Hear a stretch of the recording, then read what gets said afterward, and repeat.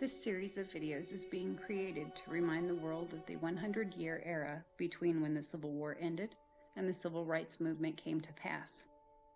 Most of these stories are gruesome, despicable, and horrific, but they need to be told in order for certain critics of present-day political agendas to have an accurate representation of what life was like for blacks after slavery. Too often there's an almost purposeful ignorance, a contempt for those of color, and a stain on the true horrors that African Americans faced daily. A life without justice, a life of oppression, a life without safety. These are their stories.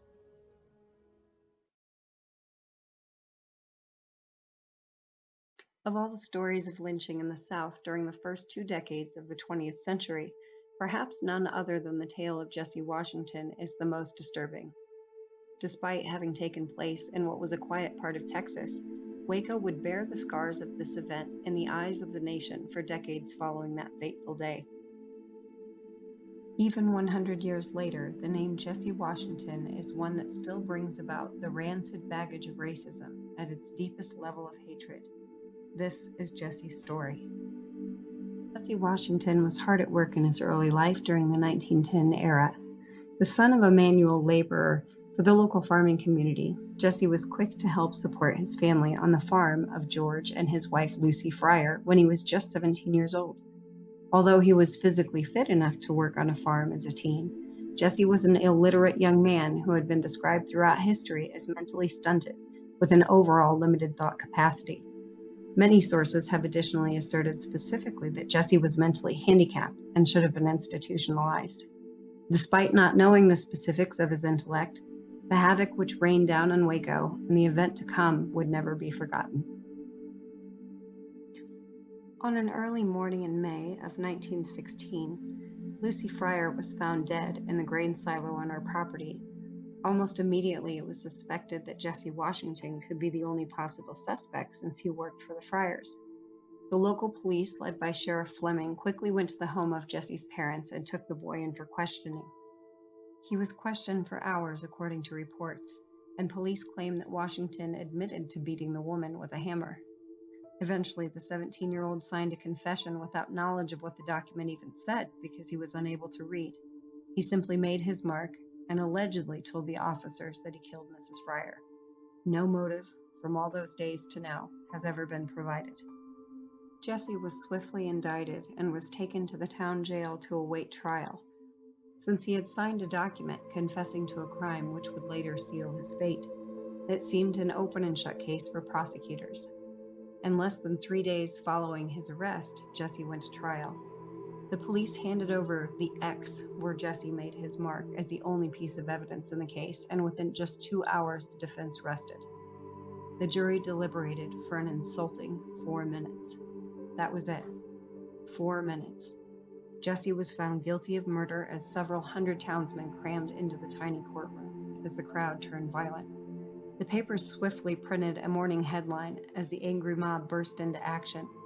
Swarms of residents were aware of the verdict, and reports after the event provided that most people in town were placing phone calls to outsiders to come visit for a lynching. After bursting into the prison, Jesse Washington's cell was breached. The teen was now in the hands of residents ready for their own version of justice. Just 65 feet off the courthouse steps was a small tree that looked out onto the town square. The crowd was now numbering around 10,000, which was 1/3 of the size of the entire population. First, they wrapped a chain around Jesse's feet. Then they doused the boy's shaking body with coal oil. A small pile of wood on the ground was lit. As the flames grew, Jesse was raised in the air over the pile and lowered. As his body proceeded downward, members of the crowd would stab him repeatedly. He was then left for a few seconds to scorch over the flames. Then he would be pulled back out. Then he would be lowered again. This time, he tried to climb up the trunk of the tree and the rope that suspended him. Upon seeing this attempt to save himself from the agony of burning to death, the sheriff himself was seen prompting local businessmen to cut off Jesse's fingers so he could no longer try to climb away. He was raised and lowered for 2 full hours. Batting aimlessly at the rope with his mutilated hands, Jesse's body finally gave out. but not before the crowd hacked off his genitals and gave it to a local woman as a souvenir. Others took pieces of charred flesh and even exposed bone as they finally began to crumble into ash.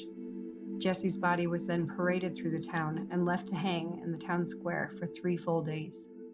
The local papers celebrated the event as it touted the final number of spectators at around 15,000. The entire time, not even the sheriff nor the mayor made any attempt to stop the barbarism. After the event, a photographer known as Fred Gildersleeve published pictures of the lynching as postcards. The profits he made were in the tens of thousands per current inflation rates, and the postcards of the carnage were sold all over the country. The back of this one stating, "This is the barbecue we had last night. My picture is to the left with the cross over it. Your son, Joe." In 2016, a proclamation from Waco City Council was issued regarding the lynching. The document states that Waco officials condemn the actions of the crowd. Regardless, the paper does not replace the life taken, nor does it excuse the action of thousands. While speculation exists to this day over Washington's guilt, tales of injustice still continue, and no amount of proclamations can ever replace our lost morality in those dark moments of history.